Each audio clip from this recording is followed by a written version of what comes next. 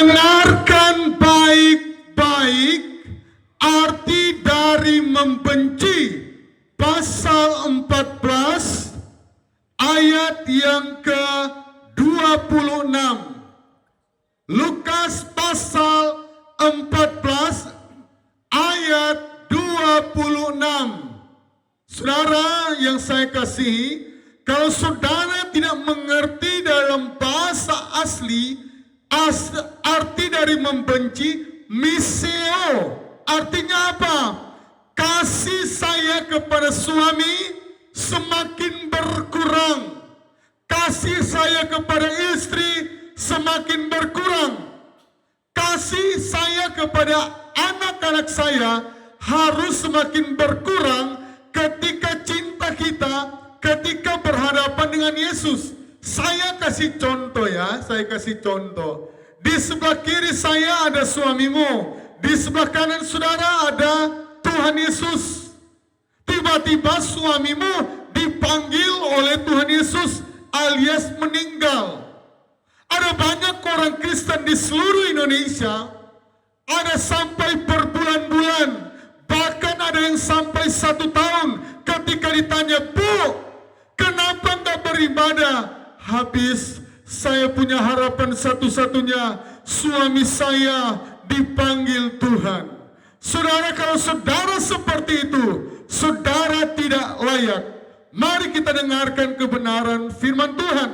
Lai memberikan tema, Lai. Segala sesuatu harus dilepaskan untuk mengikut Yesus. Jadi segala sesuatu artinya misio, kasih kita kepada keluarga kita, entah suami kita, istri kita, entah kakak beradik kita, harus semakin berkurang. Karena banyak kejadian di seluruh Indonesia ini, ketika anaknya meninggal, Bu, Pak, orang tua nggak pergi ke ibadah setengah tahun. Kenapa Pak, Bu? Kenapa Sesbrur? Karena dia masih belum terima Tuhan memanggil anaknya. Saudara, firman Tuhan berkata engkau tidak layak. Sehingga firman Tuhan berkata, Tuhan yang memberi, Tuhan yang mengambil, terpujilah nama Tuhan.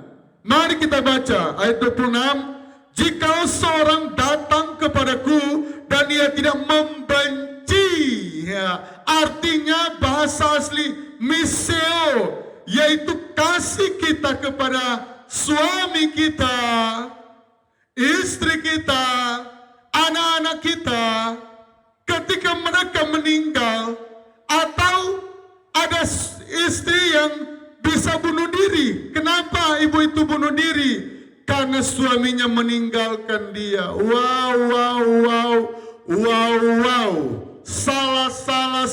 Salah besar. Kalau kita bunuh diri karena suami kita pergi dengan orang lain. Masih ada Tuhan. Amin. Masih ada Tuhan. Dan apatah lagi kalau suami kita pergi, kalau ada anak kita ada 5 orang, 3 orang, 2 orang, kita harus bertanggung jawab. Suami kita tidak mungkin bangkit lagi. Amin. Istri kita kalau dia mati tidak mungkin bangkit lagi. Jadi firman Tuhan berkata, kalau kita berduka, jangan berlarut-larut. Kalau 1 bulan ya oke saja. Tapi kalau sudah 2 bulan, 3 bulan, tidak mau ke gereja, tidak mau cari Tuhan. Firman Tuhan berkata, jikalau seorang datang kepadaku, dan ia tidak membenci bapaknya, ibunya, istrinya, anak-anaknya, saudaranya laki-laki, atau saudaranya perempuan, bahkan nyawanya sendiri, ia tidak layak menjadi muridku. Saudara, kalau sudah tidak layak ini, artinya Tuhan tidak percaya. Kalau Tuhan sudah tidak percaya, kalau kita belum tidak bertobat, apalagi kalau sudah 1 tahun, wow. Kalau 1 tahun saya rasa sudah tidak ada dispensasi. ketika engkau meninggal di hari penghakiman, ada 1 tahun engkau tidak pernah injak gereja atau beribadah, ada kemungkinan besar engkau out. Ada kemungkinan besar engkau tidak diterima di surga. Karena di dunia saja, di dunia saya kasih contoh ya. Di dunia saya kasih contoh. Kalau engkau PNS, engkau libur Natal dari tanggal 20 engkau sudah libur. Ya, karena mungkin taruhlah 18 dan engkau masuk bulan Februari atau bulan Maret, bisa jadi engkau dipecat. Bisa jadi engkau dapat SP1, SP2. Itu di dunia. Bagaimana kita mau menjadi murid Yesus kalau cinta kita terlalu besar kepada saudara kita? Makanya Yohanes Pembaptis berkata, Tuhan, biarlah aku semakin kecil. Aku semakin kecil dan Tuhan semakin besar. Amin. Itulah murid yang sejati.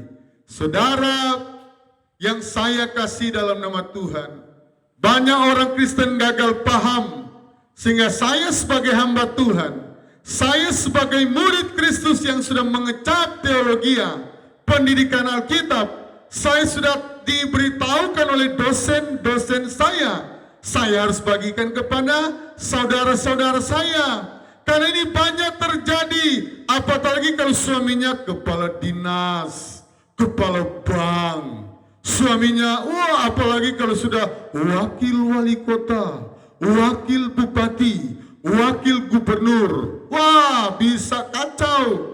Nah, jangan berpengharapan kepada manusia. Sehingga firman Tuhan berkata, jangan jadi sesuatu menjadi berhala. Jadi kita sudah memperhalakan suami kita. Kita sudah memperhalakan anak kita. Kejadian di Nabire, ada satu bapak dan ibu. Dia nanti 7 tahun baru dapat anak. Itu pun anak laki-laki. 7 tahun dia dapat anak. Mereka sudah menikah selama 7 tahun. 7 tahun. Apa yang terjadi? Ketika mereka dapat anak laki-laki, ada kurang lebih setengah tahun anak mereka tidak bawa ke gereja. Alasan mereka apa? Ini kesaksian kisah nyata di Nabire, Papua. Ya, ini kesaksian di satu gereja di sana. Ada setengah tahun anak laki-laki yang mereka tunggu-tunggu selama 7 tahun pernikahan mereka baru dapat 6 bulan saja. Mereka tidak bawa di gereja dan akhirnya apa? Tuhan mengambil anak itu kembali alias meninggal. Apa? Menyesal. Orang tua ini menyesal. Aduh Tuhan, kalau saya tahu saya udah bawa di gereja anak saya. Tetapi sudah terlambat. Sudah terlambat. Jadi Tuhan mau kita ini kan ciptaan Tuhan.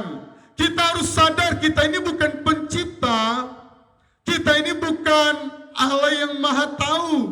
Kalau Allah panggil orang yang kita sayangi, di mana-mana terjadi, bukan cuma di ibu, bukan cuma di bapak, bukan cuma di keluarga bapak dan ibu. Jadi sekali lagi, bukan hanya di bapak, bukan hanya di ibu, bukan hanya di bapak dan ibu. Hampir semua orang pernah mengalami, walaupun tidak semua, rata-rata orang mengalaminya. Maka firman Tuhan berkata, ada pertemuan, ada perpisahan. Segala pengkhotbah berkata, segala sesuatu ada waktunya. Kedaulatan Tuhan kita tidak bisa tahan. Tuhan, saya juga sayang kedua orang tua saya. Tuhan belum 70 tahun, Tuhan sudah panggil. Saya masih sayang. Dan di jemaat yang saya layani, ada beberapa kejadian masih 2 tahun, 3 tahun. Itu terjadi. Dan bukan cuma di gereja Pondok Daud, ya kan? Jadi saudara yang saya arti dari membenci. Banyak yang tidak mengerti kenapa ada kata membenci. Sedangkan dalam ayat yang lain, pasal yang lain, membenci itu adalah dosa, ya kan? Ada di dalam kitab apa itu Yakobus ya kalau tidak salah. Kalau kita membenci orang sudah sama dengan membunuh, ya kan?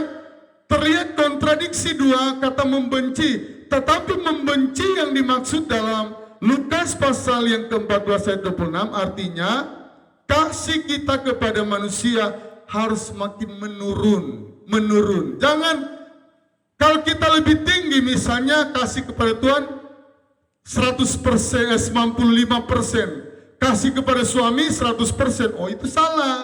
Itu yang Tuhan tidak mau. Seharusnya kalau kita kasih kepada Tuhan 100%, kasih kita kepada suami kita 99% saja. Jangan 100%. 100% yang dimaksud oleh ayat ini. Tapi kalau cuma cinta yang cinta dengan sesama manusia, suami kita 100%, istri kita 100%. Tapi itulah yang saya contohkan. Kalau di depan kita mau ambil pilihan, suami saya di sebelah kiri, Tuhan Yesus di sebelah kanan. Jadi suamimu setidaknya 99%. Jangan Yesus yang 99, suamimu 100%. Itu engkau tidak mau cari gereja. Itu jadinya engkau tidak mau cari Tuhan. Berarti engkau mempersalahkan Tuhan. Walaupun engkau berkata, Pak Pendeta, saya kan nggak mempersalahkan Tuhan. Tetapi bukti nyata engkau tidak mau ke gereja, engkau sudah mempersalahkan Tuhan. Saya yakin dan saya percaya orang Kristen mengerti firman Tuhan ini. Saya percaya lewat firman Tuhan arti dari membenci. Lukas pasal 14 ayat yang ke-26, kasih kita harus makin berkurang kepada manusia, sedangkan kasih kepada Tuhan harus 100%. Sekali lagi, kasih kita dan cinta kepada Tuhan harus 100%. Kenapa? Yang memberikan nafas kita bukan suami kita, ya kan? Yang memberikan nafas bukan istri kita. Yang memberikan nafas kepada kita bukan anak-anak kita. Yang memberikan nafas hanyalah Tuhan. Sebaik-baik manusia di muka bumi, biarpun dia mau hidup 100 tahun, tetap dia ada kekurangan. Tetapi hanya Yesus tidak ada cacat, tidak ada kekurangan. Yesus tahu apa yang terbaik. Tuhan Yesus memberkati.